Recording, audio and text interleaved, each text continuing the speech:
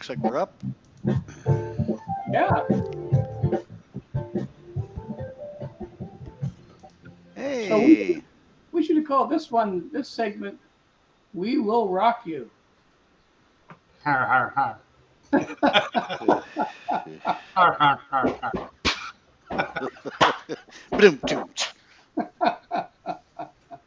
Like a dog with a hair lip. Mark, mark, mark. Okay. Anyway, hello everyone, and welcome to our Sunday night offering of Astronomy Outreach for June 26th. Wow. Where's she going? She's going fast. The Sunday Night Astronomy Show. My name is Chris Kerwin. I'm the creator of the social media channels known as Astronomy by the Bay. I am an amateur astronomer and a member of the Royal Astronomical Society of Canada, the New Brunswick chapter. And first of all, I'd like to welcome back my two regular co-hosts, fellow RAS member Mr. Paul Owen from the Moon Shadow Observatory in beautiful Hampton, New Brunswick. Welcome, Paul. Hello. Hey. Hey. And I'd like to welcome back our other regular co-host and fellow RAS member, Mr. Mike Powell from the PFO Observatory here in St. John. Welcome, Mike. Hey! Full. Okay, and welcome to everybody on Facebook and YouTube that have joined us this evening as well. Okay, we'll get started on tonight's episode of the Sunday Night Astronomy Show. It's my line. That's my line. Yeah, okay. Okay. Next slide. Next slide. In simplest terms, a meteorite is a rock that falls to Earth, but meteorites are not like Earth rocks. Most are much older and are precious samples of planets in our system, most certainly asteroids and maybe even some comets. So scientists rely on these samples to help determine the history of our solar system. Now tonight in our discussion segment, we're taking a closer look at meteorites, what they're made out of, how we find them, and what we're learning from them. Also all of tonight, that? I was supposed to do all of that? That's all that was all, yeah, that was all your part. Oh boy, here we go. They'll forget anyway 5 minutes from now. This is Also tonight, Benoit Bud has a promise to return with another timely binocular target of the week. And Mike will also revealing another method to save astronomy dollars in his Mike Guyver segment. Well, this one you got to kind of spend money to save money. How's that? That's okay. Yeah. Leave that one up in the air. Well, we'll call it that anyway for now. Paul's going to deliver another interesting Rosanna's Fun Facts episode. Thank you to Rosanna. And he has also another idea to share in his Astrophotography Tip of the week. I'll be offering a quick view of what to look for in our sky this week. Of course, we had some nice planet viewing over the last few days and some more stuff coming up. So we'll have a look at that. And I've got a good number of wonderful photo submissions to share tonight, too. So another busy show. So this is a family-friendly, interactive live broadcast. So for those of you joining us from my YouTube channel or Facebook page, we're happy to try and answer your questions here, all of them as much as we can in real time. And of course, we'd like to welcome back all of those who have been joining us through the local Rogers TV network. Thank you for joining us. We enjoy having you here. Yay! Thanks, Mike. Okay, so let's get started with tonight's program and a discussion around meteorites. Take it away, Mike. This is Mike's talk. Yeah, it's Mike's talk tonight. It's Meteorite Mike. All right, see if this works. We should see our SNAS. We do. We do. All right, now we're going to talk about meteorites. Since I collect them, everybody just seems to think I know all about them. So I said, why don't you do a talk on meteorites? Because you got a bunch. I said, okay. What are meteorites? Well, believe it or not, between 4,000 and 6,700 metric tons of space dust falls on the Earth each year. That is a lot of dirt coming down from our atmosphere.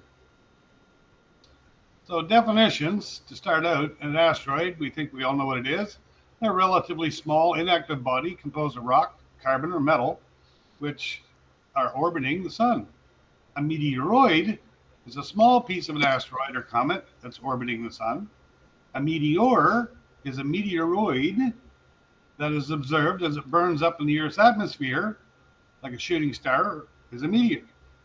And a meteorite is not a meteorite until it survives its passage through the Earth's atmosphere and impacts with the Earth's surface. At that point, it becomes a meteor. Now, which of those would you rather not impact you? I'd say number A. yeah, yeah, exactly. Or comet. You know, they wouldn't let that hit us either. Hey, Mike, when you're done, when we come back, can we come back to this slide under the meteorite? Sure. When you're done, yeah, okay. Oh, yes, yes. Yeah, I can do that. No problem. Okay, thanks. Alrighty. Supposed to be moving on here. Meteorites are a piece of other bodies in our solar system that make it to the ground. And when a meteor or shooting star flashes through our atmosphere, it's at speeds up to 15 to 70 kilometers per second, or roughly 32,000, believe it or not, to 150,000 miles per hour. These things are moving. You wonder why they burn up, because of that, you know, the coming through our atmosphere, that much pressure, they're going to burn. The majority originate from asteroids shattered by impacts with other asteroids. In some cases, they come from the moon, comets, or Mars. Meteorites that are found after a meteoric event are called a witness. That are witnessed, they are called a fall. So if it's seen coming down, it's called a fall. Or if it's just found on the ground, because they know there was an impact crater and they found meteorites around it, then it's called a find. So that's the difference between a fall and a find. If you witness it coming through the air, it's a fall, and if you just find it on the ground, it's a find. Meteorites are usually named after a town or large geographic landmark closest to the fall or find, collectively termed localities.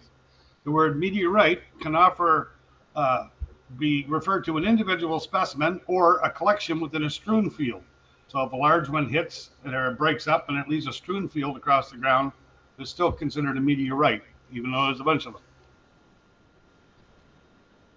So the types of meteorites, there's really three basic types or main types. One is an iron meteorite, one is a stony meteorite, and the other one is a stony iron meteorite. And it's pretty simple. They all contain some kind of metal in them. Even the stone has some kind of metal in it, but that's the categories they put them in: iron, stone, and stony iron. Irons are thought to be pieces of shattered cores of asteroids and contain varying amounts of nickel.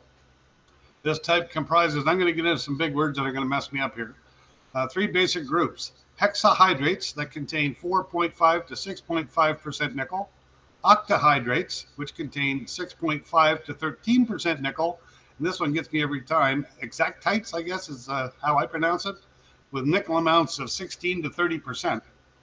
Iron meteorites are the most common group of meteorites by weight, obviously, because they're heavier. A stony, or a stone meteorite. Stone meteorite consists of two groups, chondrites and achondrites. Most chondrites have, remain unchanged since the formation 4.56 billion years ago, shortly after the formation of our sun. Almost all chondrites contain chrondules, or small gaseous spherical inclusions that formed during the solar nebula. Big words. And then we got the stony iron. These are really cool and rare and expensive. Mesosidrates and pallasites, I think that's how you pronounce it, are the two main groups of stony iron meteorites. Mesosidrates consist of broken angular fragments of mantle rock and nickel iron that have been fused together by impact with another body. Pallasites are some of the most attractive meteorites and are believed to have formed at the core mantle boundary of asteroids and contain crystals of olivine. Look at that, like I said, look at the colors in that, they're just incredible. That's why they're probably the most expensive. So where can I find the meteorite? Everybody wants to know. Number one, the first thing to look for if you do find one is a fusion crust, a dark surface that sometimes has what's called flow lines. It's caused by the heat of friction when the meteorite enters the Earth's atmosphere, and it just makes these marks on the outer edge and causes it to blacken up like anything else that burns. You want to use a metal detector to find them because they all contain some kind of iron and very easily picked up with a metal detector. All meteorites contain metal. Nickel iron ones are mostly metal, and the stony ones have high metal content, such as magnets, as such, magnets will be attracted to all meteorites. The stronger the magnet, the more it'll attract, even a stony meteorite. A magnet on a string is a simple way to test for a meteorite. You basically tie a magnet to the string, hold the meteor up to it, and if it swings towards the meteorite, you might have one. Expensive. Since meteorites contain nickel and look for smooth and rusty rocks because the metal will rust. Meteorites are little, stony, sometimes a lot heavier than typical Earth rock because of the metal content they have in them. Where do I actually have to go to find them? North America and around here is a bad spot because we have so much foliage and trees and everything else that you just, if a small one did land, it's just going to move the leaves out of the way and land on the ground and you'll never find it. Strewn fields are one spot. This is a footprint of an impact. Several worldwide strewn fields are shown in the Norton book, and that's a good book to remember and get your hands on, is the Norton book. Some of which are actually in the U.S., these strewn fields. These have been researched by others, but undoubtedly the material has not all been found, kind of like Roswell. Deserts are a really good place to find meteors or meteorites. Excuse me. The desert is devoid of ground-covering plant life and infrequent rain. This is a good region for hunters, as meteorites will not weather and erode as fast and are right on the surface.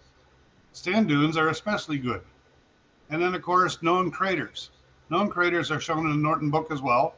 Be careful here, because Meteor Crater in Arizona that everyone knows about once was a source of thousands of specimens of meteorites and is now closed to meteorite hunters, and you can be arrested or fined.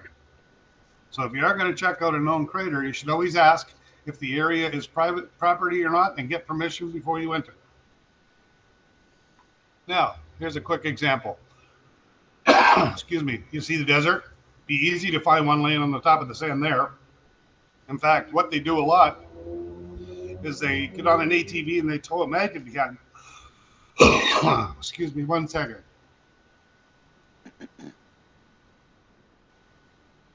There we go. They tow a magnet behind them and it picks up the meteorite, so it's easy to drive around in the desert to get them.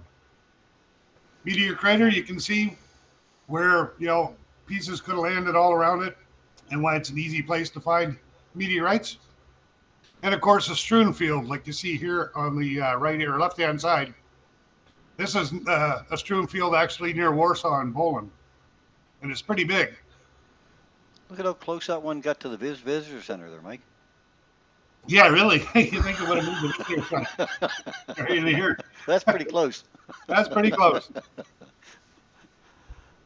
So again, if you're looking for a good book to learn about, meteorites and meteors and hunting them, The Field Guide to Meteors and Meteorites by Richard Norton is a really, really good book.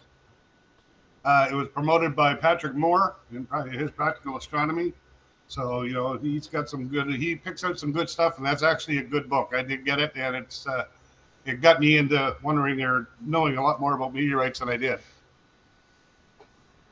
So if you ever think, okay, instead of going out and trying to find one, which is going to be difficult, I'd like to buy one.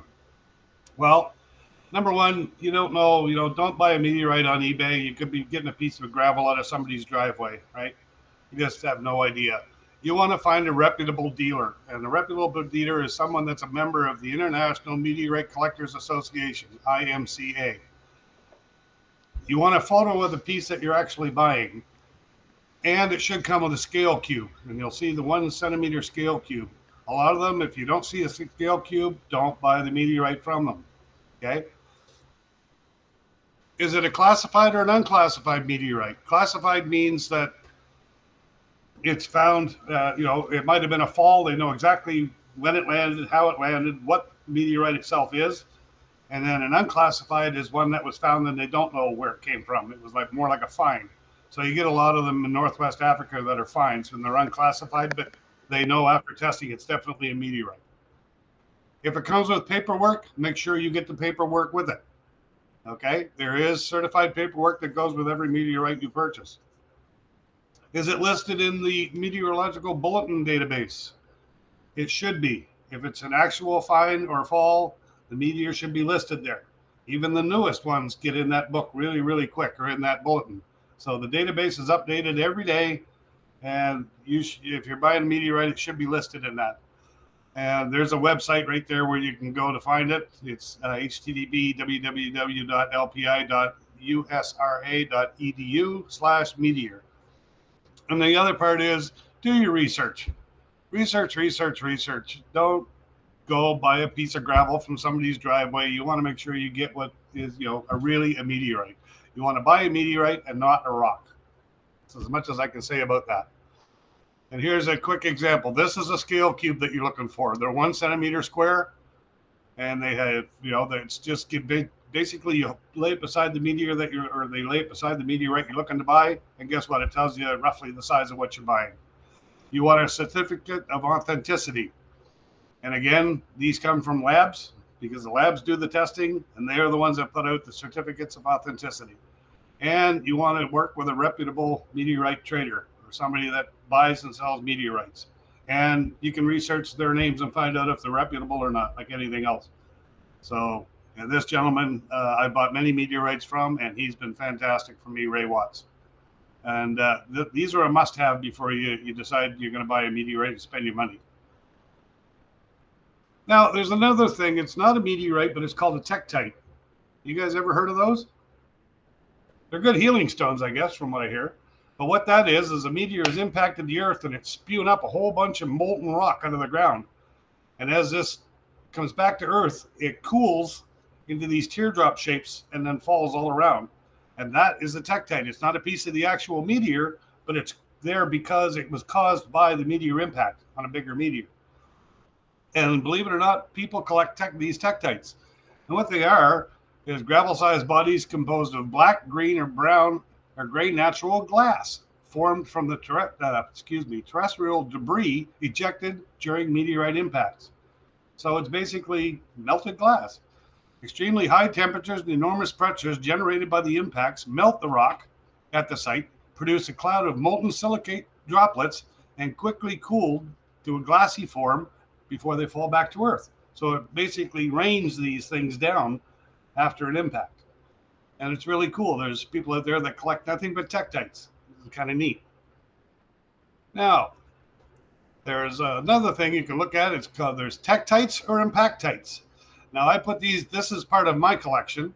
I put these in my collection on purpose.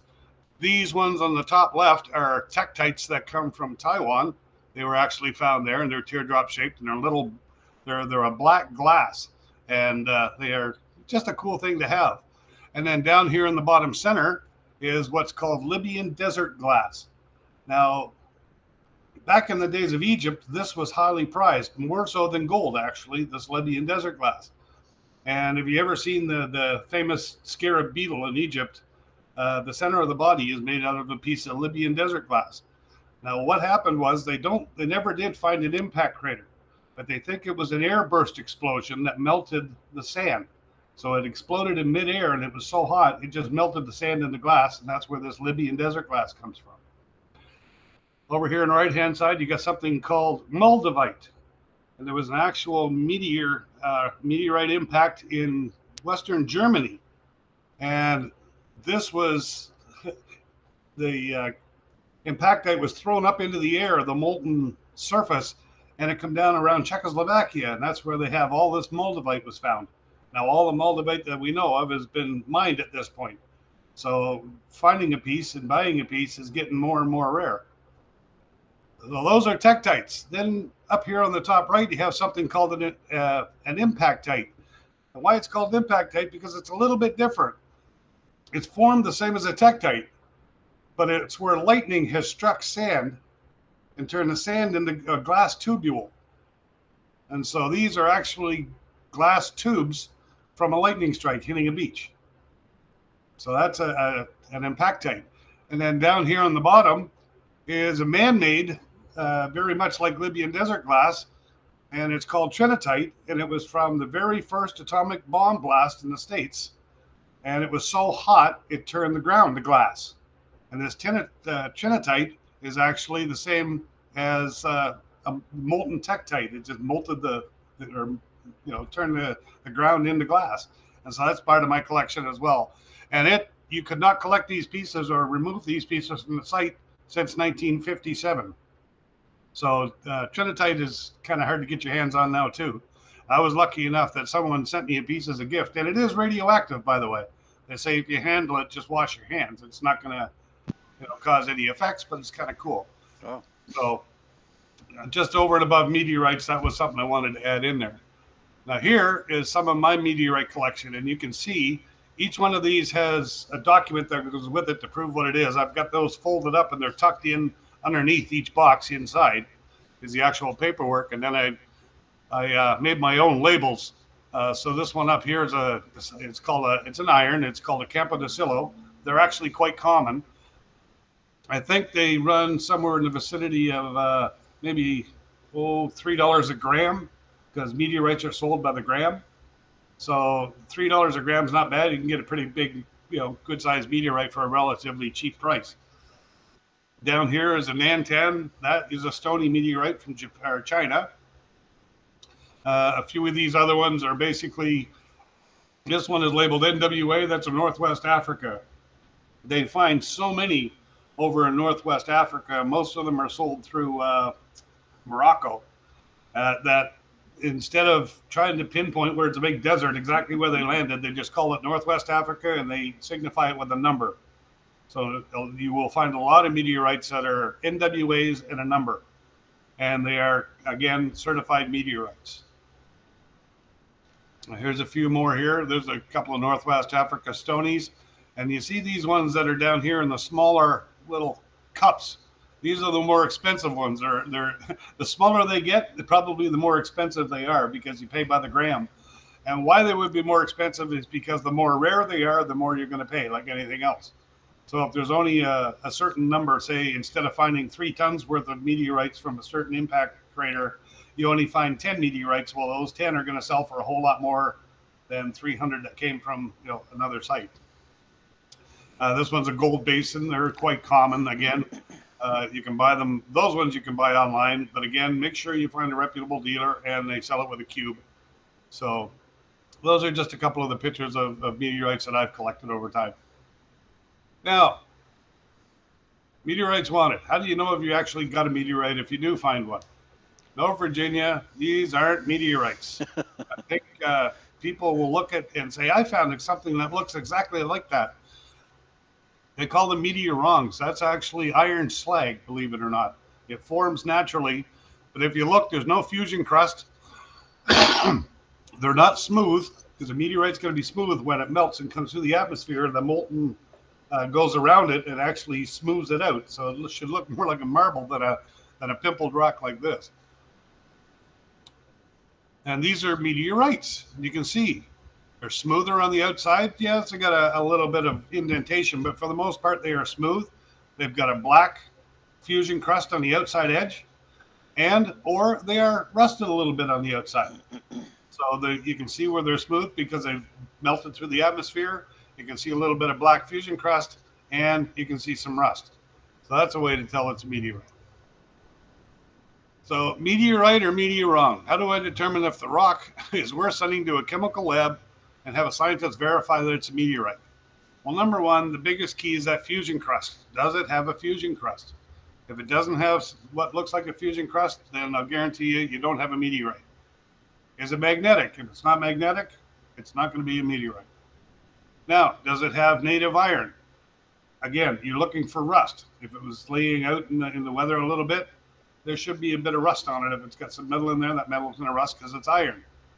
Now, this one here is a good one. Does the rock have a streak, what's called a streak? And a good test to see if you got a meteorite is to take it and find a piece of tile, turn the tile upside down, so you want the bottom of the tile where it's rough, not the smooth side, and then rub your rock against it. If it leaves a streak, it's not a meteorite. A meteorite will not leave a streak on a tile. That's a really good test. Wow. And then, of course, does it feel heavier compared to other rocks the same size in the same area? So if you do have a meteorite, or you think you found one and you want to know more about it, or you want to find out how you can get it tested, the Western Institute for Earth and Space Exploration, there's a group right here in Canada, and they'll do meteorite analysis for you. You might pay a small fee, but it's worth it if you think you have a meteorite. And here's the places they actually test for you: the University of Alberta, University of Toronto, right here, University of New Brunswick, University of Winnipeg, Lakehead University. There's a couple in Quebec, McGill, of course, and Western Ontario. So those are actual places that you can take if you think you found a meteorite. You can send it out there, and they will test it for you.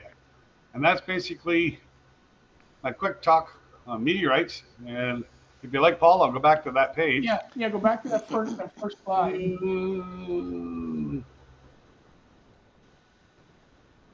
Oh, that was it there, the Campo de Silo.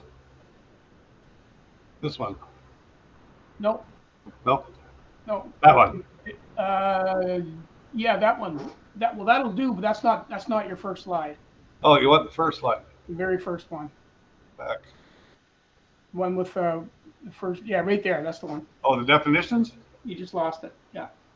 There, that one. Okay. Now take a look at that one that's on the bottom. Yeah. And I'm going to show you what I have in my hand. I'll hold up to the camera, nice and close. And I just wanted to show you. I'll try to hold it steady. There you go. How it could look similar. How similar that can look. Now, what I have in my hand is a piece of slag, Right. which is what you're talked about. But for the untrained eye, not taking Mike's meteor course, this will look like a meteor. It would. And a lot of people mistake that the most for meteorites. Yeah, because so if you look at that versus that picture on the bottom, they are almost identical. Very, Yeah. very close. Very, very close until you inspect them a little closer, and then you'll see this one's it's rougher. It's not smoothed out because it doesn't have the burn coming through the atmosphere to smooth things. So But- it does meet a few things too. It's magnetic. Yeah. It's got iron in it. One test that it probably won't pass though is the test where you scrub it on the backside of a tile and see if it leaves a mark. If Yeah. it leaves a mark, then it's not a meteorite. Can you Yeah. put this on the screen bigger, Chris? Yeah, I can stop presenting. Because I'm a tiny little thing in the corner. Most people couldn't see that. There we go. So that there looks like something that would have, because I got this on the beach. And so it looks like it's something that could have, because it's relatively smooth. Yeah. All the way around. And it's got, those little pockets in it. Well, it's the that's pockets that seen- give it away. Yeah. But where it's, what gives this away, there's a better image of it there, is there's a lot of sand in it. Now, that sand could be just the sand that built up being inside it on the beach for a length of time. That might be. But this definitely is not as smooth as what you were showing us. Right. Yeah. They said scratch that on the back of a tile and see if it leaves a mark. That's a good one. Yeah. And then the other thing is send it to a lab. If you think you really got one, then spend, it might cost you $30 or something. Send it to a lab and get it tested. They'll tell you. Yeah. Right. Yeah. But anyway, when I first found that, I thought, ooh, Yeah, Yeah, absolutely. absolutely. Them golden their hills. Yeah. It was funny about that iron slag. This area was well known for it as well. And back when we were still building wooden ships, they collected that and it was put in the bottom of those ships for ballast. Yeah. Oh wow. Okay, yeah. Because I it's think heavy. that's why there's a lot of it on the beach. Yeah. Yeah. I found it typically where there's a lot of old brick as well, because a lot of these houses that used to be, we would never even known they were there. But Yeah. you start looking in the beach sand and stuff, and you'd be surprised what used to be on the edges of the beach, and it just through time has just eroded. And so anyway, that's where I found that. So did any of that make sense? Yeah, sure does. Amazing talk. Josh Kovac here is asking a question. Are there any ethical practice rules for collecting meteorites? In other words, cultural sensitivities people should be aware of in certain areas? The only one I know is if you're going to walk on somebody else's property, you want to make sure you got their permission to do so. Other than that, I think it's pretty much fair game. Okay. Awesome. So have you ever found any yourself, Mike? I have not. No? Okay. Have you ever looked? Well, no, I've actually, there is something that I was going to mention tonight if we had time, and it's an experiment to get your own. There you go. It's basically you get yourself a plastic bucket, put it out on a lawn chair or a table in the middle of your yard where it's not near anything else. Set it on there and just leave it alone for, 2 weeks. And it doesn't matter if it rains. It doesn't matter, what happens as long as nothing, knocks it over. And just leave it there. Then I want you to drop a magnet in a baggie bag dip it down in that bucket, and swirl it around after 2 weeks. Whatever sticks to that magnet had to come from the sky. You got yourself a micrometeorite. Nice. That I have found. I've never found like a bigger one, but micrometeorites I have, yes. And if you go to the pail and all that's in it is a rock and all the water's outside, you get a nice big You meteor. got a big one. You're a rich man. Exactly. That's awesome. Yeah, no, it's a great one for kids to try too, right? It's awesome, yeah, and it's yeah. free. Yeah, exactly. My favorite. It costs nothing. Yeah. Going along your gutters isn't going to do it because that could be rock from off your roof or anything like that. It could very well be. Yeah. So now when you're out there looking at the meteor showers, this is exactly what you're looking at. Yeah. Yeah. You're looking for those pieces. And they are Yeah. small, aren't they? So if you got, I mean, if you had a pretty good sized chunk, is it okay to break them up in smaller pieces? Is that what they do, or? You own it. If you want to make money off it, you can sell it. Yeah, cut it up into 100 little pieces, and whatever you want to do with it. Yeah. What I buy when someone sends them to a lab, what I was buying was actually the slice that the lab cut off to test. That way, I get a look at what the inside looks like. And you flip it over, and you got the outside, so it shows the fusion crust and everything else. And then you flip it over, and you got the inside. So I was buying the slices that were left over after it was sent to the lab and tested. So you would set up a deal with somebody, have them send it to a lab? Well, a reputable meteorite dealer will have meteorites, and most of them have been tested by a lab. If they're not verified elsewhere, then they'll sell you the chunk or the piece. Right. So. And then you go ahead. Right. Awesome. Wow. Cool talk. Like that. Yeah. I mean, how many of those pieces have been around the solar system for billions of years, right? Oh, exactly. It's crazy. And They're more rare than diamonds. Yeah. Yeah. Like I said, I was a gift from my mother, my late mother. These two rings are both made out of Gibbon meteorite and inlaid in titanium. So they'll never come off my finger. They're there until I'm gone. But it's made out of space rock. So how many collectors would you estimate, say, in Canada, Mike? I only know of 2 reputable dealers that I've dealt with in Canada. There might be 20, but I've only dealt with 2, one in Montreal and one in Ontario. There's another guy, believe it or not, he calls himself the Big Kahuna from Hawaii, and he is a very reputable dealer. Yeah. And like anything else, prices go up and down. But once you've say bought a few and you start getting a feeling for what you want to pay for one, because of the value of it, then his prices are very fair. It's like after a while you find out, what the price of a used car is. It's the same thing, right? You say, I'm not going to pay that much for a used car. Well, I'm not going to pay that much for that meteorite, or geez, that's a good price for that meteorite. But that's the research. If you want it, you can look in that bulletin and see what it is, how rare it is, and they'll give you an idea, from there where they should be priced and how much you should be paying for it. Just like sort of like a manufacturer's representative price or whatever they call it. Yeah. Yeah. So. Awesome. But it's all research, and I can't stress enough. You don't want to buy a rock from somebody's driveway, because I got a whole driveway full. I'll sell you if you want. Can you insure them? You probably could if you're willing to pay the price. Okay. Yeah. Like anything else, you can insure your cat if you want to, but I don't insure mine. No. Trudy I says suppose if my garage burnt down, I'd just walk through the rubble and pick them up again. Trudy says you made her save the debris, vacuum from the pool to check for some. She hasn't yet. Yeah, there you go. That'll work too. Yeah, that's a big bucket. Yeah. Yeah, that's a big bucket. Keep an eye out for kryptonite. Yeah. Okay. Thanks, Mike. Great talk. Yeah. Awesome. Okay. We're gonna go from there then, because we're getting on in time now. We're gonna go to a Paul's Astro Tip of the week. All right. Are you set, Paul? Let me find it. Actually, I got a little more organized this week. Hey. Yeah. So that's not a bad thing. First time for everything. Yeah, that's great. That's great. Okay, I'm going to share my screen. If you can make it bigger, please do. Okay, so my astrophotography tip of the week is, because we're in summer is officially here, and it's a nice time of night to be out camping and be out at nighttime for long lengths of time, even after dark. And so therefore, our friend, our summer triangle is back.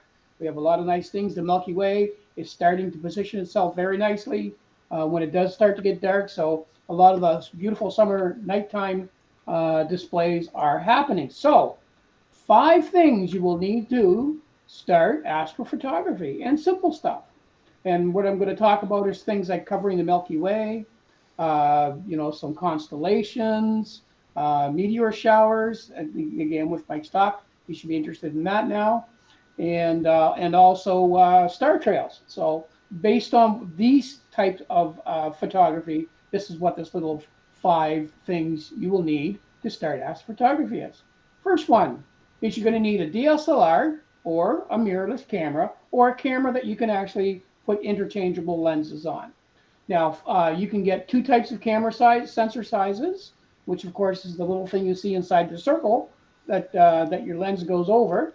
And that sensor you can get either full frame or APS-C. I wouldn't go any smaller than that if you want to do this type of photography. So for best results, a minimum APS-C size sensor, or ideally, if you can get a full frame camera. Here's the difference. Here's a 50mm lens, and there's the same image taken from both sensors. You can see that the one on the right, the person that's in it is a lot further away, but you can see a lot more around her. And that's the whole idea. So when you're shooting Milky Way or landscape with constellations, you want as much in that picture as possible. So by going full frame, you can see how much more that you can capture. So that's the first thing you're going to need.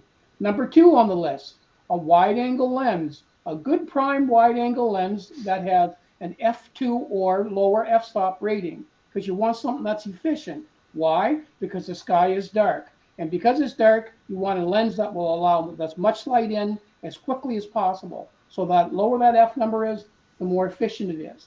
Now, you can also use one of your kit lenses. The kit lenses now are better than what they used to be, say, 4 or 5 years ago. So a kit lens that you get with your camera, if you buy a kit, you're going to get probably an 18 to 55mm lens with it. And that will work because now they're at f3.5, which is pretty efficient for a little kit lens. So there's 3 lenses that I have listed here that are great for astrophotography. The EFS 18 to 55, that's considered a zoom lens because it gives you variable focal lengths. An EF50, which is what they call the nifty 50, an f1.8, that's super efficient. That aperture opens up really wide, and it's not quite as wide as your 18 will be, but you will get some very, very nice things, especially if you're hunting for nebula. And of course, the Samyang 14mm is everybody's go-to for Milky Way, f2.8 prime. And the reason the prime is more efficient, there's a lot less stuff inside in the lens, so you're getting more light that comes through just based on that. But the aperture opens up, and the glass tends to be sharper. That's number 2. Number 3, a solid tripod. Now, I've listed a few different brands that you can go ahead and buy if you don't already have one. Manfrotto, Vanguard, Dolica, and Gitzo. What you're looking for when you buy a tripod is you want a tripod that's got a good variability in the height of the tripod, because you don't know the terrain you're going to be in when you want to shoot. You want something that you can actually hang a little bag or something on the bottom of, because if it's a night that there's a bit of a breeze or something like that, you want to solidify that tripod, make it really solid. So just grab a few rocks on the ground, hang a plastic bag from the center of it, and that'll make your tripod a lot more sturdy. You might want to consider a ball head, or a head that allows you to operate in 3 axes, because again, depending on how you want to frame what you want to frame, it's nice to have that. Or if you can't position your tripod legs, you can still position the camera to get a nice level shot. Number 4, remote shutter release. You want to have, there's 3 ways, there's 4 ways you can do this. First one would be a simple cable release that you just push the button, sit there and wait for the time to go by. And then when you got however long your time frame is, push the button, and you're going to do that all night. Not the best thing in the world, but you can do it. Second would be the wireless one, of course, which is an intervalometer, which means that you can set the increments of time, how long you want the exposure, and how many exposures you want. So if you're doing time lapses or star trails or something like that, that is ideal. And of course, now most cameras today are Wi-Fi, so you can operate them with your smartphone. So you can do a lot of these things now basically just simply by using your cell phone from the comfort of your car if it's cold out and you're shooting in the winter. It's really nice to have. Number 5, batteries and memory. Make sure you got lots of batteries. Make sure those batteries are charged. And if you're doing star trails or time lapses, make sure you get lots of memory because these will take a lot of memory. This type of photography, it's always recommended that you shoot in RAW. So the file sizes are going to be much larger. So you're going to need larger cards to be able to stack all those images if you want the very best you can out of them. You can do them in JPEG. You will not get the same result. So to wrap this up, check your apps for the best times for your targets. Find interesting locations for your foreground. So when you're out in the daytime, you're at a beach, wherever it is you want to be, find a spot that when you're shooting these things, you've got something interesting in the foreground. You know, some nice rocky cliffs, maybe on the ocean, something like that. Find a good foreground and look at those apps. Find out where the Milky Way is going to be or the constellations or whatever's happening. So you know when you're out there, you're not wasting your time. You know exactly what you're going to see. And most importantly, out of all of this, get to a very dark sky. The darker sky you can get to, the better results will always be. And that is my astrophotography tip of the week for this time of the year. That's awesome, Paul. That's tips of the week, actually. Many of them. Many tips of the week. Yeah. No, that's As awesome. long as your tripod doesn't tip. Hey, that too, yeah. Don't get I didn't tippy. mean to tip over. You didn't mean over tip, yeah. That's awesome. No, they're all great rules to go by for sure. If you want good results. Yeah. And if you want to review that, just go back and review those comments later in our rebroadcast. Yeah. Thanks, Paul. Okay. We're going to go to albino bud, I guess, next. Mike, if you're okay with that. Yeah. Gotta find them. Okay.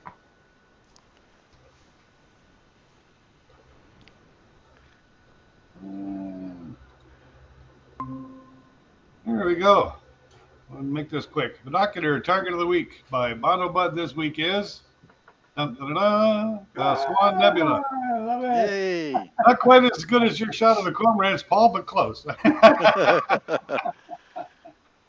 So the Omega Nebula, aka Messier 17, is barely visible to an unaided eye on a dark, moonless night.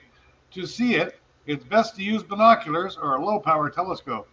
The Omega Nebula, or Swan Nebula, is very near another prominent nebula known as Messier 16, the Eagle Nebula, which everyone knows as the famous Pillars of Creation. These two closely knit patches of haze readily fit within the same binocular field of view. How do I find it in the sky? At 11 o'clock tonight, now that it doesn't get dark till then, but go out and orient your body to 155 degrees south-southeast, almost due south. Look up, and you will see probably the top of the teapot, and you just come up, straight up from it, and you can't miss it when you have a pair of binoculars. That area, you will come across M16 and M17 together right in here, and it's straight up from the teapot almost. And again, here's just another shot. There's Sagittarius. There's the center of the Milky Way. There's a few others in here, but you come up, and you will definitely see these two pop out, M16 and M17. What will you see? See, it kind of looks like an upside down swan. Now you got to remember, you're looking through a pair of binoculars too, so it's not inverted like it would be in a telescope, but it definitely stands out from the background, and it kind of looks like an upside down swan. Now, in 10 by 50 binoculars, you're not going to see the red, but really that's what it looks like, a nice big fuzzy patch. And there's M16 above it, and it's huge. Compared to the full moon, M17 is probably the same size as a full moon, give or take. So it's not hard to find. Point your binoculars in that direction of the sky, and you're going to come across it. And there we go, night security. And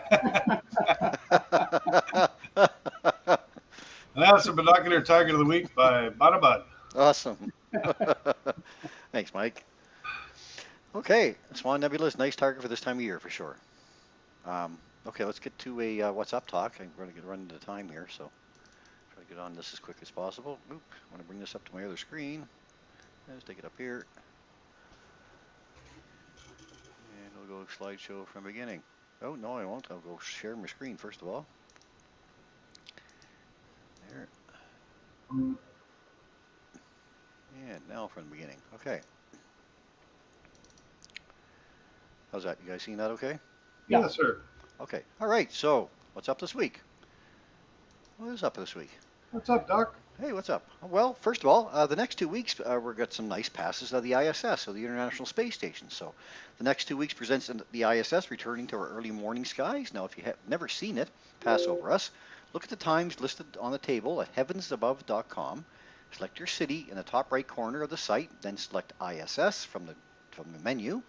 You'll see a table like this with start and end times listed. The dates with the lowest magnitude numbers, which is this brightness column here. So the lowest numbers are the brightest passes. They usually also coincide with the highest passes, or highest overhead. So if we look at, for instance, the 29th here, we come over, minus 3.7. That's about as bright as Venus is in the morning sky right now. And its altitude is about 70 degrees, so that's up pretty high. About 90 degrees, of course, is straight up, right? Oh, something happened there. Here we go, back. So that's one date there at the 28th now, and there's another couple here, minus 3.2, minus 3.2. So, but they're all in the morning sky. But look at the times: 4:33, 3:47, 3 o'clock. So if you're a night shift person, for sure, or if you can't sleep overnight, then maybe you want to go out and take a look at the ISS passing over, and it'll just look like a bright dot moving fairly quickly across the sky. It takes about 8 minutes to go from horizon to horizon. Now, that same date on the 29th, here it is, the same sample. So it's pass over us, St. John area here, of course. So at 4:33, it's over New York kind of area, I guess. Maybe even farther south, and then by 4:39, it's over the coast of Newfoundland. So it's traveling pretty quick. And this is the sky map that you would have. So these are planets. There's planet Venus right there. So you can see it passing by the planets from horizon, from southwest horizon to northeast horizon. So that's what you do. Go to that table first of all and see where you are. And then you can click on these little blue links. They'll take you to another hyperlink, which will show you the actual sky map. Or you can go to Spot the Station as well. NASA has an app up for that. Now, here we are, of course, again, looking east all week at 4:45 a.m. The Grand Parade of Planets is still visible. Look to the east every morning from now until the end of the month, and then you'll enjoy a view of all 5 naked eye planets in our morning sky. Look down at your feet, that's number 6. And they're in the respective order from the sun as well. So Mercury, Venus, Mars, Jupiter, and Saturn lined up. The moon has left the scene. Well, actually, it's by Mercury here. We're going to find out in a minute, but very soon it'll be leaving the scene because it's heading to new moon. But that's your view till at least the end of the month. Mercury's going to start getting lower and lower in our sky, though. It's going to be harder and harder to get. Now, if you do have an opportunity, though, tomorrow morning, you can use the crescent moon to help you find Mercury. Mercury's a very difficult target. So look to the east, northeast early tomorrow morning as our thin crescent moon greets little Mercury. Mercury can be a difficult target to spot, as you may have witnessed over the last few days. Now, tomorrow, you can let the crescent moon be your guide. Use binoculars. Mercury will be less than 4 degrees to the lower right of the moon, so they'll both fit in the same field of view of 10 by 50 binoculars. So that should help you find Mercury. And don't look at any later than 4:45, I would say. It doesn't come up till 4:30, so you really only have about 15 minutes there to check it out. But then you can say you saw them all. So now, tomorrow morning, the ISS actually greets the planets as well. So there's a nice little treat. So as a special treat, the ISS will join in the morning show tomorrow morning for about 8 minutes as it moves from southwest to east and northeast from 4:37 to 4:45. Also check out the position of the planets as they follow the ecliptic path across the sky. So that's that imaginary line that the planets and the moon and the sun seem to take across the sky. See how they're all sitting right there? So if you see something along that line and it's solid, it's not sparkling, chances are it's a planet. And that's what we call the ecliptic line. But there's the ISS, so it actually passes right under Saturn, right under Jupiter, past under Mars, Venus, and right between the moon and Mercury on its way down to the horizon. So it should be a great scene if you can get out there at that particular time, 4:37 to 4:45 tomorrow. Now, there it is with Venus and the Pleiades star cluster as well. This will be your view east-northeast at about 4:44. Venus, the ISS, and the Pleiades. It makes a great photo op for sure. So if you got clear sky, I highly recommend it. On Tuesday, we have a new moon. Our moon enters its new phase at exactly 11:52 p.m. on Tuesday evening. Now, the moon is not visible as it follows the sun across the daytime sky when it's new, but the evenings around the new moon are the best time really to look for those faint deep sky treasures, since the moon's light is not an issue. And these are some of your deep sky treasures I talk about. So if you're looking south, take some time under the night sky around the days of the new moon to enjoy our Milky Way and its many treasures without the moon's light pollution. Now, the area around Sagittarius is especially rich with deep sky treasures, most of which are visible with just binoculars. When we look towards Sagittarius, we're looking back toward the center of our Milky Way. So this is Sagittarius, or some call it the teapot, and if you look at the teapot spout here, that's steam coming out of the teapot, that's the Milky Way. Right, guys? Right. That's what we always say. On Wednesday, we have the day-old moon challenge coming back up again. So, less than day-old moon, only about 22 hours old at 9:30 on Wednesday evening. So our moon turns new at 11:52 on Tuesday night. This means that before the moon sets on Wednesday, it will be less than 1 day old. A 1 day old or less moon makes it difficult, but great challenge to try and capture it. Now give it a try if you have clear skies, not clear skies, but clear skies. Try using binoculars, making sure the sun has set though long before you start to look for it for sure. So you don't want to point the binoculars towards the sun by accident. And I'm going to move from that to just going to a short talk this week. So we've got Lisa's Lookup. This is Lisa Ann Fanning, who has a page, Lisa's Lookup, Astronomy and More. You can find her at Ruby Moonbeams on Facebook, Instagram, and Twitter. Always like to draw attention to her chart. This is the one for June. The remaining days of June, the activities that we have down here. She has new moon listed, for instance, the peak time, when to see it. Can't really see it. But the other objects, of course, the moon 2.5 degrees above left of Venus, so you can use your eyeballs, binoculars, or a telescope. So great charts. I look forward to them every month. And here's her newest one. This is the one for July. So she just put that out today. So here are all the celestial events you want to keep an eye out for in the month of July. These are the dates. These are the times when you want to be looking for them, and what you want to use to view those actual objects. So again, at Ruby Moonbeams on Facebook, Instagram, and Twitter, Lisa's Lookup, Astronomy and More. And of course, I draw attention to our St. John Astronomy Club too, which we're all members of, the three of us here.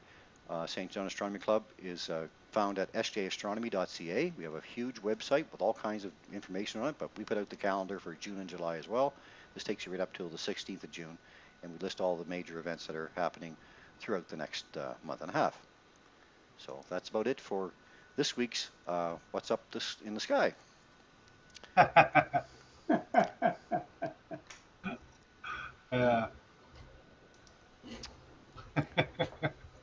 Okay, now stop presenting. Hang up on that one. All right, and from there, how would a Rosanna talk? Yes. Yes. Oh, yes. Miss Prissy. Miss Priss. You Miss looking for a Priss. husband? You Prissy, I don't know why. You looking for a husband? Yeah. What you got? I say, what you got in that basket, Priss? A rolling pin? Yeah. We have our there's a whole generation that can't appreciate them at all. No. You know that? Well, you know what? Here's the funny thing about that. Our neighbor's little girl, she's like she just turned 3, and when she comes over, we look after her for quite a bit. So when she comes over, she wants to be funny and. Oh, really? Yeah. Awesome. I get to watch all this stuff all the time again. So Great.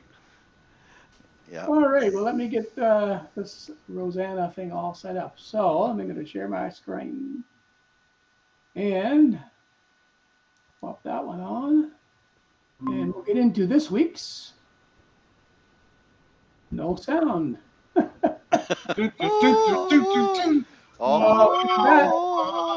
Rosanna's Fun Facts.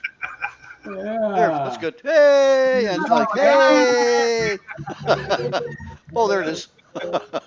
Rosanna's Fun Facts. Hey. Wow, we got it there that time. Peter does a better job for sure.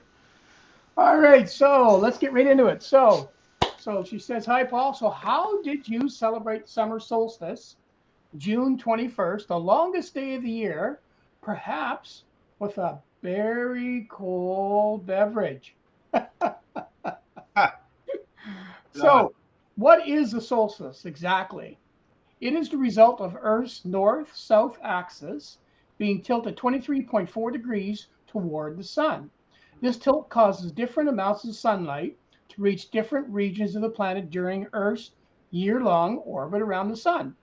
So even though on this past Tuesday, the Northern Hemisphere received more sunlight than any other day of the year, it doesn't necessarily mean that it was the warmest day of the year. So why isn't it the warmest? Well, because Earth's oceans, let me just chill the next picture. Oh, I can make that bigger. There we go. So, because Earth's oceans and atmosphere act like heat sinks, absorbing and radiating the sun's rays over time. June 21st was also Indigenous Day in Canada. There were many native legends that tell the story of the struggle between summer and winter, or between heat and cold, with the seasons being represented as incarnate human or mythic beings. Winter is often a giant and summer is often a queen. But no matter how we tackle the struggle, only time passing allows one season to conquer the other. Another struggle on our planet and on the other planets as well is the one between carbon dioxide and oxygen.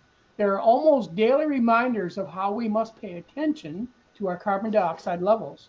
Not only do our oceans soak up the sun's heat, we have some strange lakes, 44 of them in Cameroon, that absorb massive amounts of CO2. Now, on the night of August 21st, 1986, in Cameroon, Lake Nyos erupted.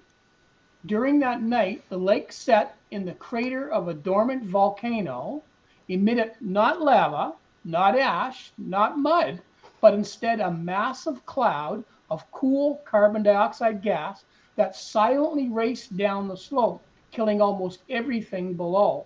About a quarter of a cubic mile of carbon dioxide was released from Lake Nyos that night, traveling downhill at close to 45 miles an hour.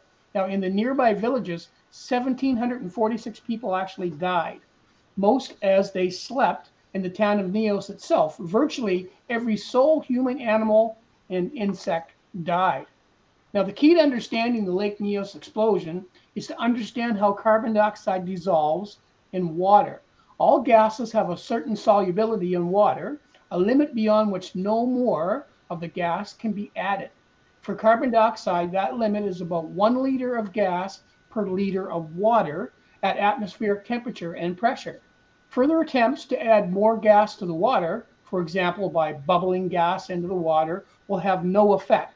The mass of gas in each of the bubbles will stay the same as they rise and ultimately exit the surface. The solubility of the gas in water can be increased by increasing the pressure and or decreasing the temperature. And high pressure and low temperature is exactly what one finds in the bottom of a deep lake. Now, like many crater lakes, Nyos is quite deep. At 682 feet, its bottom lies over 2 football fields in length below the surface.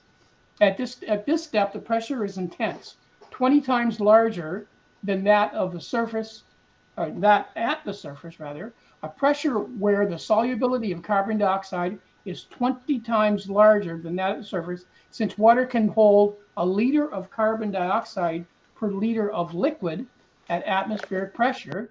At the bottom of Nyos, a single liter of water can hold an incredible 20 liters of carbon dioxide. This is rather a lot of carbon dioxide, and since virtually no light penetrates the nearly 700 feet to Nyos's bottom, it is also quite cold, likely dissolving yet more carbon dioxide. Being able to hold a lot of CO2 doesn't mean that a lake will hold that much gas. So where did the CO2 come from that saturated every water molecule of this lake? Short answer, it came from within the Earth. In the case of Lake Nyos, the carbon dioxide did not come from the surface. Through long dormant, some volcanic activity does exist deep beneath the floor of Lake Nyos, resulting in formation of carbon dioxide. The gas seeps up through the cracks and fissures in the rock. ultimately bubbling up through the lake floor, introducing it precisely where its solubility is the highest. So as everyone may or may not know, Venus, Earth's twisted sister planet, has an atmosphere of 96% CO2. It wasn't always like that. So where did Venus's carbon dioxide come from? According to the scientists, mostly from all the volcanoes. The process can be called the runaway greenhouse effect, which is also Earth's fate too. Although astronomers estimated it took 100 million years for Venus to become the rather hellish place that it is the hottest planet in our solar system. So according to space.com, we know our sun is aging. As it grows older, it grows brighter. At some point within the next few 100 million years, our oceans will evaporate, temperatures will spiral upward, plate tectonics will shut off, carbon dioxide will dump into the atmosphere. Fun, fun, fun. Now, while I was digging into the CO2 story, I came across this. A new initiative uses indigenous sites to amplify soil's ability to absorb CO2. The coalition of scientists, ranchers, indigenous tribes, and others are developing an idea they call carbon capture with benefits. The Working Lands Innovation Center, the WLIC, is exploring ways of accelerating soil's natural ability to absorb atmospheric carbon dioxide, essentially making the ground a sponge for the stuff. That in turn could boost crop yields by as much as 29% because planets rely on greenhouse gas to grow. So the WLIC scientists call the process carbon capture with benefits. Pulverizing rock creates rock dust, which absorbs the gas at a faster rate than regular rocks due to its greater total surface area. By spreading it on our global croplands, 11% of the Earth's surface, there are estimates that we could get 4 billion tons of CO2 removed from the air each year. Rock dust is a common mining and industrial byproduct, and the researchers are also experimenting with compost in biochar, readily available from agriculture and timber operations to see if various combinations further expedite the process. So over 100 years, 100 acres in California were part of the test experiment last year. So although it is too late for Venus, Earth is still looking and less like the next big hotspot in the solar system. That is some amazing stuff. And that is this week's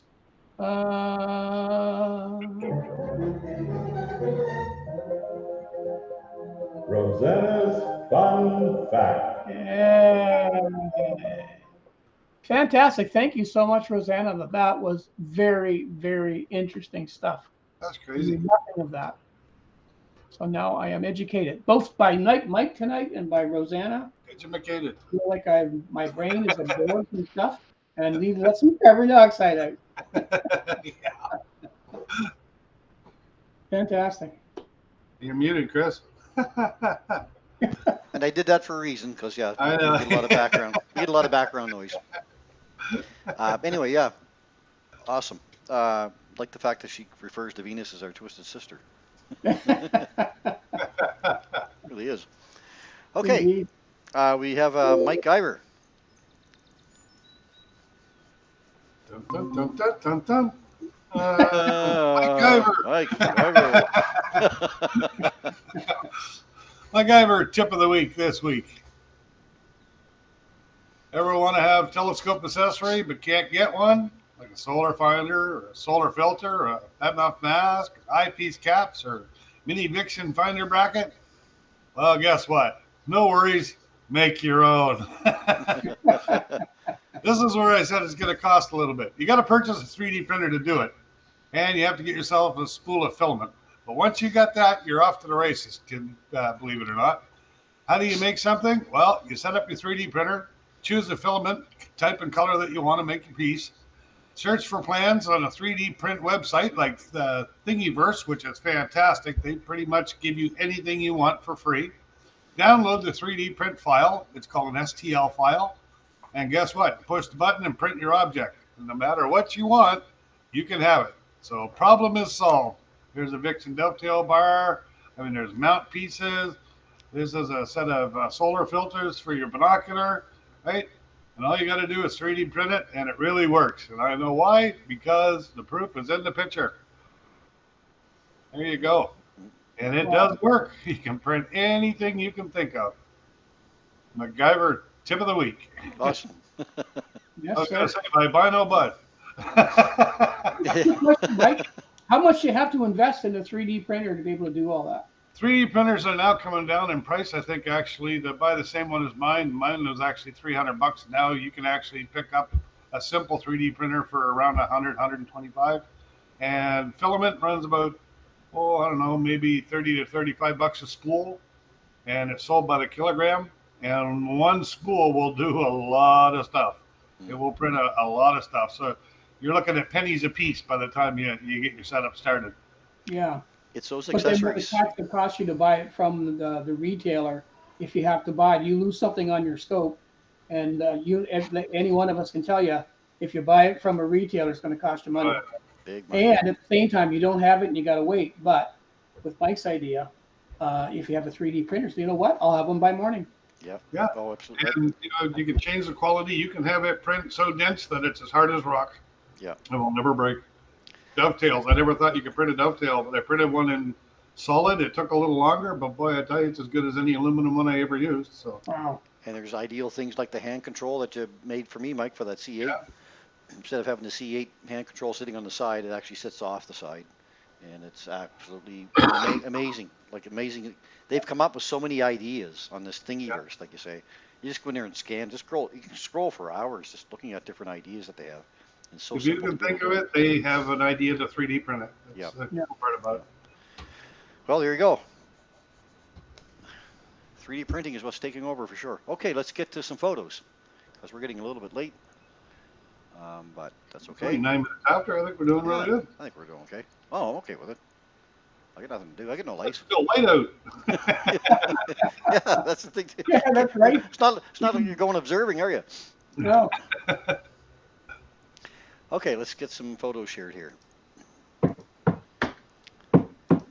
See what we got on the plate. Okay, first up, we've got Duckman Arsenault sent these ones in. Oh, nice. That was David. Moon. Love the moon in the daytime. And again on the 23rd. And then you get a nice one of Venus and Jupiter together. Yes, sir. Or I'm sorry, the Moon and Jupiter together. And then Nice. there was this double rainbow. A lot of people witnessed this, I guess, eh? So there's part crazy. of it. Yeah. So, I had somebody actually send me a question about that. And they said, you know what? I don't think that looks like a normal rainbow.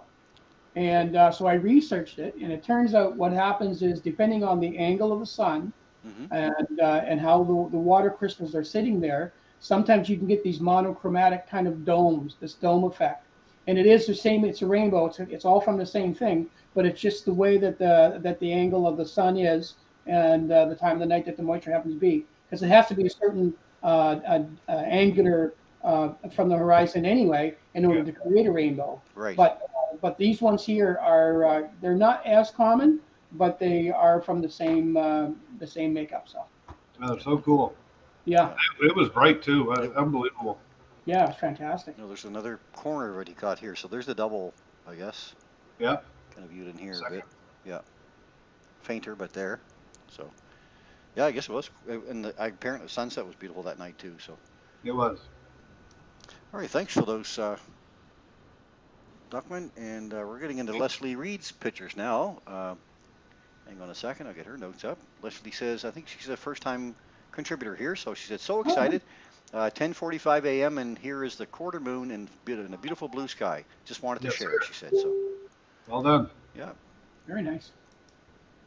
Nice job. Some craters there. Good stuff. It's hard to get detail on a daytime moon. Daytime moon, yeah. Yeah. Got it. Thank you, Leslie. We're moving on to Matthew Dupre here. Matthew crept to this really nice shot. That, There you go. You used your tips, Paul, and look at that. Yeah, look at that. You got it. that, He said, nice job. Here's Very my nice. my submission for the week. 9-minute exposure of the Milky Way. I was lucky enough to have a clear night this week. Shot it with a Canon T7i with the standard lens the camera comes with, all set up on a star tracker, and it was stacked in a sequator and edited in Photoshop.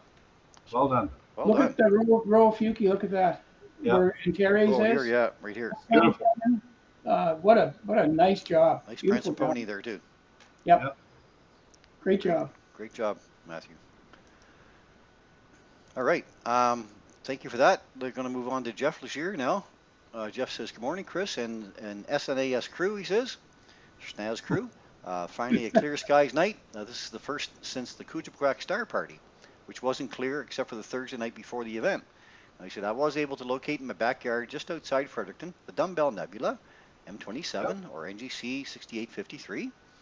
He says, I was very pleased with the photo since it was mostly in focus and the colors popped for me. So they sure did. Yeah. Nice Well job.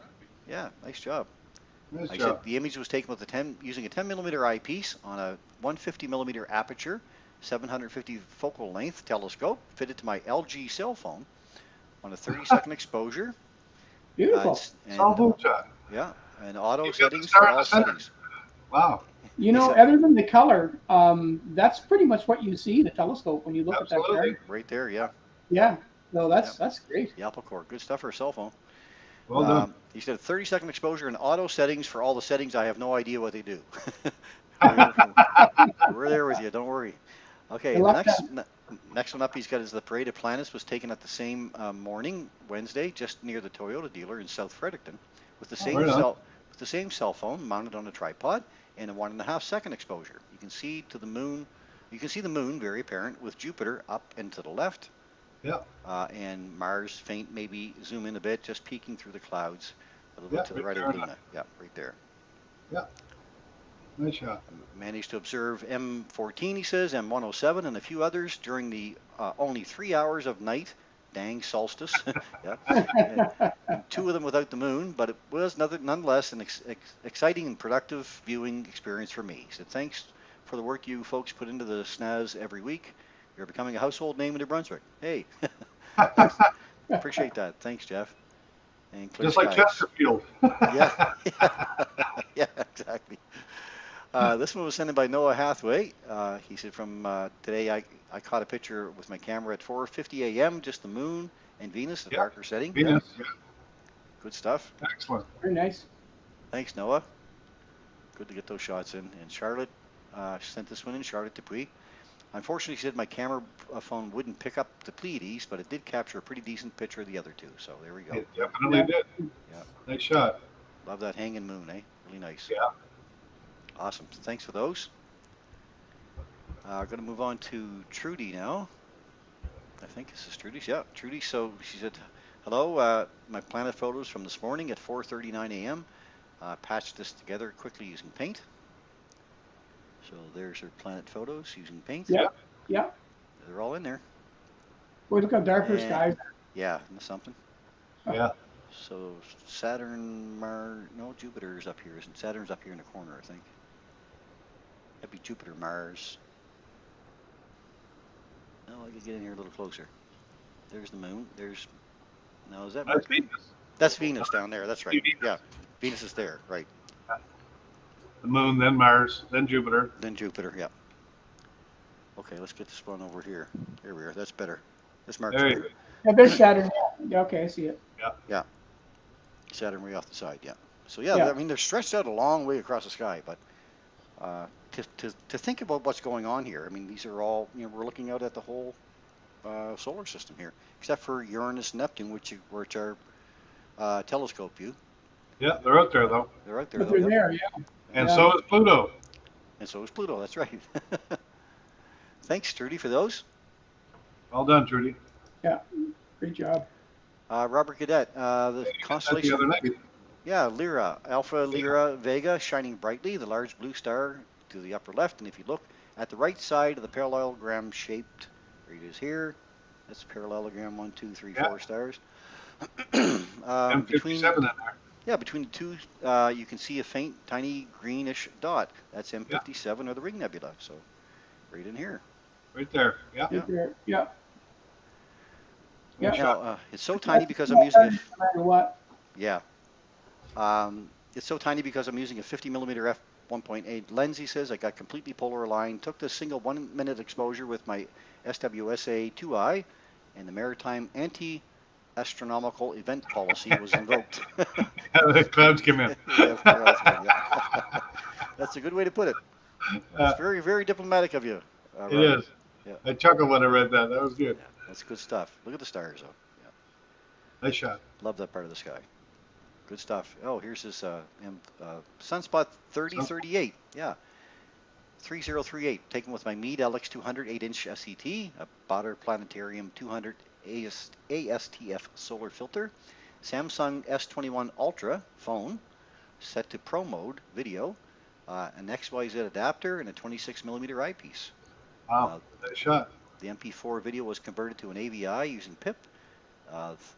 The 3,700 frames, 25% of the best frames were stacked in AutoStacker. Wavelets used in Registacks, and final finishing touches were done in GIMP. This sunspot, as of now, is 3 times larger than Earth. I just thought I would mention, too, that June 26th is my 52nd trip around the sun. Hey! Hey. Happy Yeah. birthday, Robert. Amazing what you can do with a cell phone today, isn't it? Yes, sir. Very cool. Crazy. Good stuff. I'll get this one again. He said, again, I use my ZWO ASI 224 planetary camera, the Meade LX 208-inch with focal reducer. Acquisition software was Fire Capture. 4,000 images stacked using AutoStackered. Wavelet adjustments with Registax 6. Slight adjustments using GIMP. Also used the ZWO UV-IR cutoff filter in my optical train as well. So that's a lot of stuff. But that, look at the detail there. Oh no, nice shot. Zoom right in, you get a lot of stuff happening there. Yeah. The sun is amazing to shoot. Thanks, Robert. Okay, we're going to move to Chris Benoit now. Yeah. Just his shot of the sun on the Good, nice shot 25th, there. Sunday. Yeah. Nice shot there. Still lots happening. I mean, there's only a couple on there right now, but it's going to pick up again. It has Oh, yeah, been it's around the corner. Right? Yeah. Yeah. So Changes daily, that thing. Yeah. Thanks, Chris. Here's Lisa Ann Fanning from Lisa's Lookup, and her capture of the planetary show. She Yeah. It was a an neat early way to wake up. put it. Yeah. I like the way you put that together. Yeah, very well done. It was an early wake up, she said, but so worth it. iPhone 13 for wide field, camera plus telescope, iPhone 13 through a Swarovski, thank you, Swarovski. aluminum, optic, a spotting scope for Mercury, and then stitched in Bazart, B-A-Z-A-A-R-T, Bazart, in Avon by the Sea, New Jersey. Well You know, done. it's amazing with the cell phones. You look at them at those things. You could never do that. No. No. That's just unbelievable what you That's can do what's with happening phones. with, it's crazy. Yeah. Even the live feeds are crazy when you think about them. Mm-hmm. Thank you, Lisa. These ones come from Mike Thorne. Hey, Mike. Hey, Hi, Mike. Chris. A couple of pics, he said, from June the 12th, just before the full moon. The first is without a flash. There's a second one with the flash. Awesome, Mike. Yes, sir. Thank you, sir. Thank you for those. Good to see everybody out shooting. This was great. Yeah. That's what it's all about. This one comes from Brad Perry. Brad says, There we hello, go. Chris. There we go. Earth. Get Earth down. Get Earth in there too. Letting us know it's there. Here's my capture of the planets on the morning of Wednesday, June 22nd, he said at 4:37. Upon studying the image, I was surprised to find Uranus to actually be visible in the photo. Oh, right in there. Wow. Okay. Oh, yeah. Wow. Let's take a look I here. can't say as I noticed when we were out the other morning, but it should be them. Yeah, that it up. No, that's Oh, not I see it. No, I don't. That's a star. It's hard to see. You may have to see. Yeah, I might not have the right screen for it. Yeah. But I mean, I'm sure he saw it. Yeah. Yeah, absolutely. Yeah. Well done. Yeah. He says, I never did find Mercury though, as I believe it's hidden somewhere in the clouds where the sun is rising. Yeah, so it's a really tough target. But Extremely. you're out there for all that show. That's the thing. You caught the show. That's a big part. Yeah. Very nice. And a nice to point out that you included the Earth. That's great. And Pluto's out there. Pluto's out there, yeah. He used a Sony A6000, 16 millimeter, f4.5, ISO 1600, a 12-shot panorama, 1 second exposures for the sky and 5 second exposures for the ground. Nice. Was he the fellow who had posted? Remember a few weeks ago, the moon going up through the horizon, Yeah, changing colors. yeah, it was Brad. Pretty sure it was. Brad, can you PM me? Because I talked to He's on Sky you. News He's about on you. that. Yeah, he's on YouTube About there now. Yeah, okay, about his photograph, and I don't know if he sent it or not, but I talked to them about it, and so I'm going to send it to the editor specifically. So Okay. if you can send that to, or just PM me and we'll Yeah, talk. I'm pretty sure it was Brad. I thought it was too, but I could be wrong. Here's another one. He says he's sharing one more photo. I got this morning, he said, Sunday at 4:10 a.m. of the crescent moon and Venus rising over the Killarney Lake in Fredericton. Very nice. Very nice, eh? Yeah. Beautiful shot. And Venus. Joe Matthew Price is Charles Matthew's birthday today. Look at Venus reflecting on the water. Yeah, that's cool. Beautiful, beautiful shot. You get a planet reflecting on the water. It's pretty cool. He said, just me and the frogs out there at that hour, he said. So, yeah, so it was Brad. He said he will do, Paul. He'll send it to you. Perfect, thanks. Yeah, great. The Sony A6000, 105 millimeter, f2.5, 0.8 seconds at ISO 1250. And nicely done. Very nice capture. Oh, beautiful. Okay, we're going to move into Stefan Picard now. Stefan says, hey, Chris, a capture of Antares and M4, the crab cluster from Tuesday evening. Isn't that nice? The size of M4. That's crazy. Yeah. Yeah. Well, he loves that perspective. He does. Yeah. He loves that part of the sky. Every time he shoots, it gets better and better. Yeah. He said, I just love this part of the sky, so rich and full region of Scorpius. Capture details, a Canon T1i with 250 millimeter lens, ISO 3200 f5.6, 200 subs at 10 seconds each, 20 darks and 10 flats. Deep sky stacker and processed in both Photoshop and Lightroom. Well done, Stefan. Thanks for that. Yeah, very nice. And I think that's it. We've got everybody, I believe. So I'm going to close that out. And did I have my where to send the photos to? Well, send them into SNAS at astronomybythebay.ca if you can. Maybe this is it. Is it? That's it there, yeah. Send it into that address. Sunday Night Astronomy Show at, I'm sorry, SNAS at astronomybythebay.ca. There's just so many of them. I can't remember them all. Just send it in to me. Look me up on Facebook or send me an email. I want to send a letter to myself. I'm out of luck. Yes. Yeah, it's been a good night, I think. Okay. Well, let me go back to full screen here so we can sign off.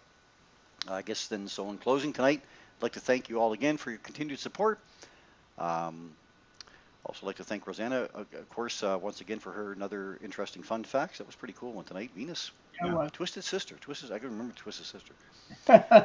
Thank you, Rosanna. We always appreciate your contributions to the program. We also hope that those of you who have joined us from Rogers enjoyed the program tonight. If you would like more information about the wonders of the night sky, you can find me at astronomybythebay.ca.